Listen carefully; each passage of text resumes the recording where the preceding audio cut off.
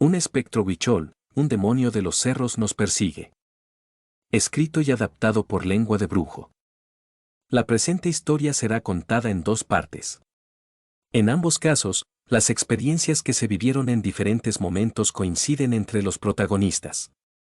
Los nombres de los demás excursionistas fueron retirados por decisión de ellos, al igual que los de las familias participantes, para respetar sus creencias y evitar causar algún daño a sus comunidades.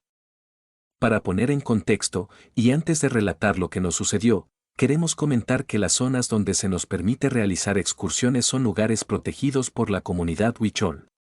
Respetamos tanto su cultura como a la comunidad, que nos ha brindado cobijo durante todos estos años de excursiones. Sin más preámbulos, comenzamos. Desde aquí comienza la historia de Joaquín. Soy originario de la zona de Mezquitic, al norte de Jalisco. Esto que les contaré sucedió hace más de 5 años. Creo que apenas tenía 20 cuando solíamos salir de excursión y acampar con un grupo de amigos. Era una costumbre que repetíamos al menos un par de veces al año, y, hasta entonces, nunca nos había pasado nada como lo que ocurrió en esta ocasión. Siempre, antes de partir, nos reuníamos con una familia huichol que nos ofrecía alimento y cobijo cuando era necesario. Era una amistad antigua de la familia, pues mi papá los conoció cuando realizaba estudios de topografía en la zona. Ellos siempre fueron muy amables y, antes de cada viaje, nos sugerían visitar al Mara Keyme de la comunidad. El Mara Keyme es la conexión sagrada entre el mundo de los espíritus y el nuestro. Era una persona sumamente respetada. Él nos realizaba una limpia espiritual antes de cada excursión. Entre cantos, brebajes y rituales, algunos de los cuales no podría describir, sentíamos cómo se aliviaba un peso de encima.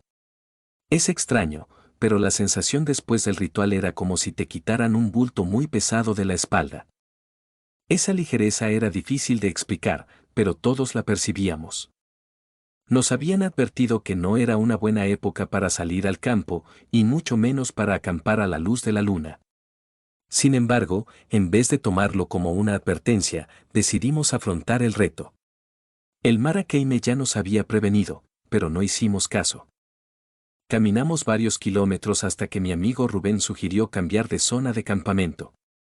La nueva ruta era más complicada que la acostumbrada. Tuvimos que cruzar piedra suelta, un riachuelo, lodo y escalar por la pendiente del cerro. Finalmente, con mucho esfuerzo, llegamos a la cima. No creo que aquí nos molesten, dijo Rubén mientras sacaba sus cosas de la mochila. Siempre que acampábamos, solíamos encontrarnos con alguien de la comunidad huichol cerca. No era molesto, pero sí incómodo, porque muchas veces se quedaban con nosotros todo el día y no traíamos suficientes provisiones. Por eso entendí que Rubén quisiera cambiar de recorrido para tener más privacidad.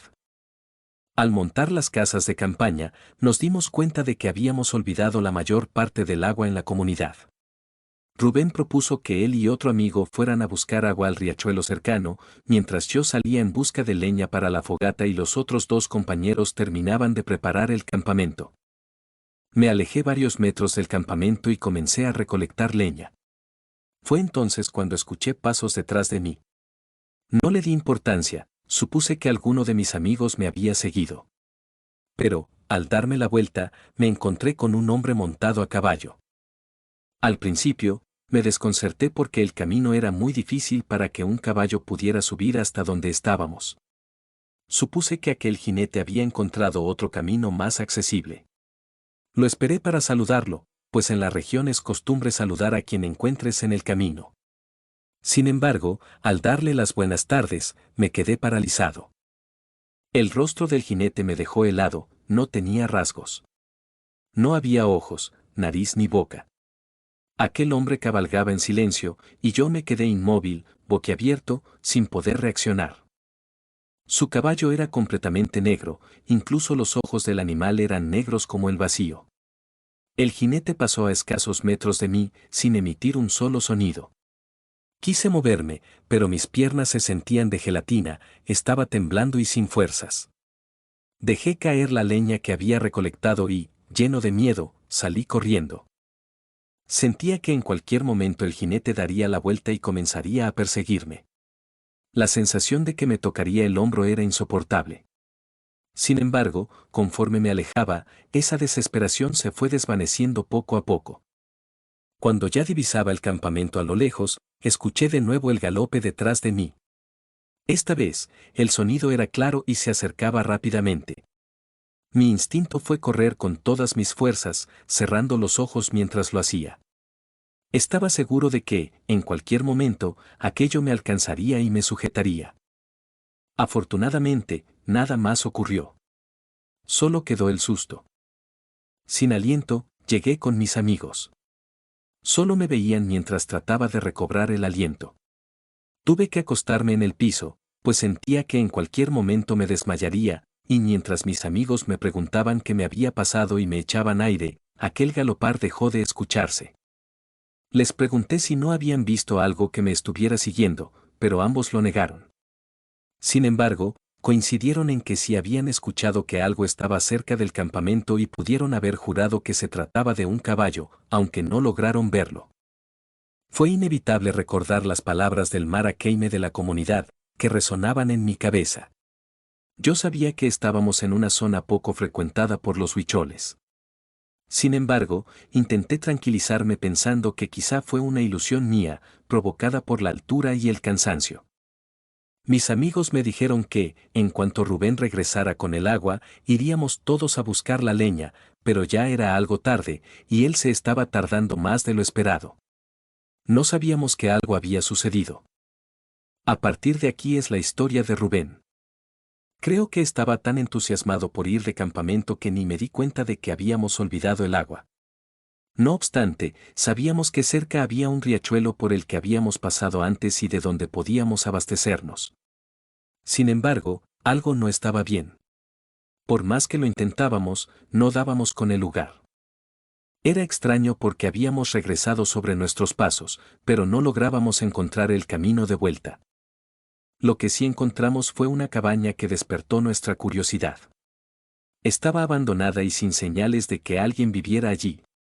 Nos acercamos con cautela para mirarla por dentro, pero un olor a putrefacción nos hizo alejarnos rápidamente, era insoportable, como el de un animal muerto. Recorrimos otro tramo buscando el riachuelo o el camino de regreso al campamento, pero estábamos perdidos. Mi compañero empezó a gritar los nombres de Joaquín y de los demás, pero no obtuvimos respuesta. Poco tiempo después, vimos que alguien se acercaba, era un jinete que cabalgaba pendiente abajo. Le gritamos pidiendo ayuda y, aunque estaba lejos, parecía habernos escuchado. Mi compañero se adelantó corriendo hacia él para interceptarlo, pero, de repente, regresó aterrorizado. «¡Corre, Rubén, corre!», gritó. Inmediatamente reaccioné y huí tan rápido como pude.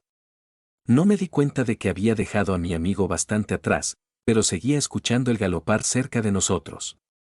Ya no vi al jinete, pero los cascos seguían sonando. Decidimos abandonar la búsqueda del agua y enfocarnos en regresar al campamento.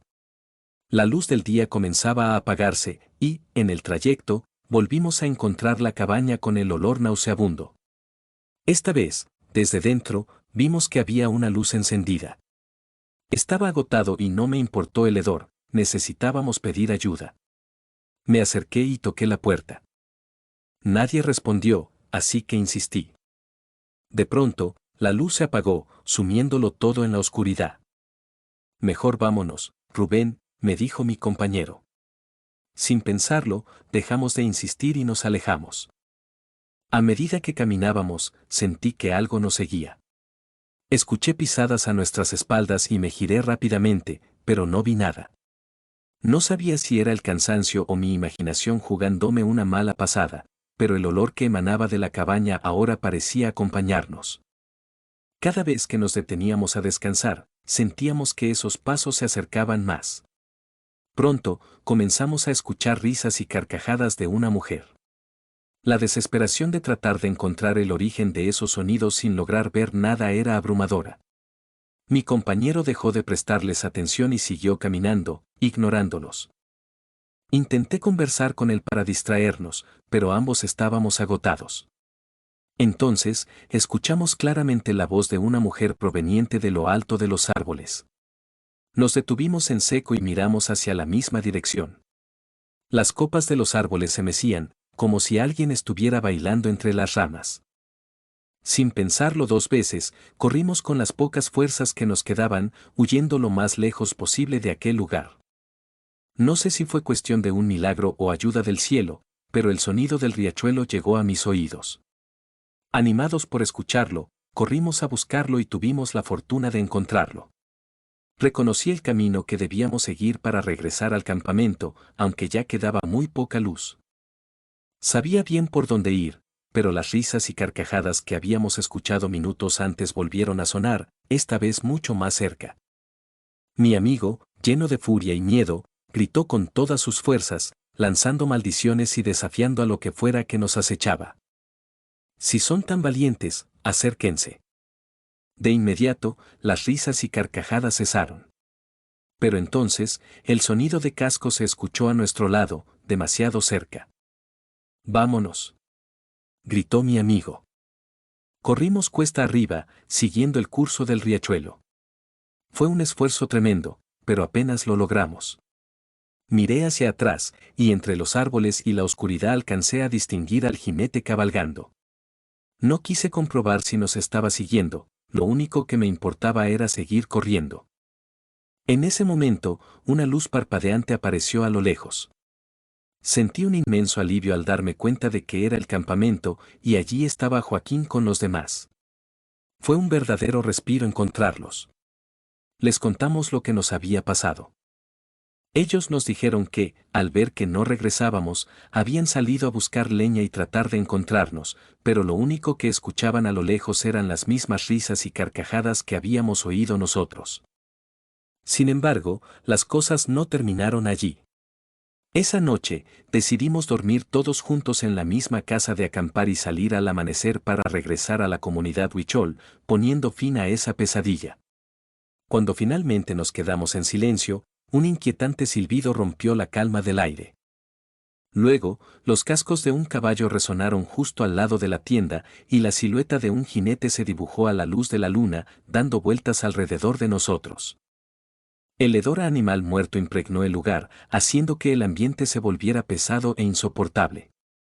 Uno de mis amigos comenzó a rezar en voz alta. Intenté hacerlo callar o al menos que lo hiciera en silencio, pero siguió rezando. No sé si fue por eso, pero el jinete finalmente se alejó, llevándose consigo aquel olor nauseabundo. Sentí un enorme alivio al notar cómo el aire volvía a ser respirable, aunque a lo lejos aún se escuchaba el galopar, cada vez más distante. Así transcurrió la noche.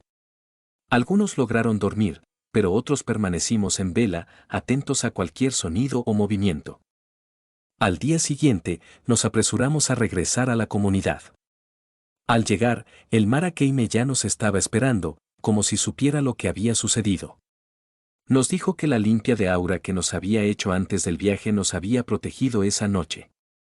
Nos explicó que la luna había estado carmesí y que el guardián de las puertas del otro mundo espiritual había salido en busca de las almas que se le habían extraviado. Por suerte, no pudo vernos ni encontrarnos.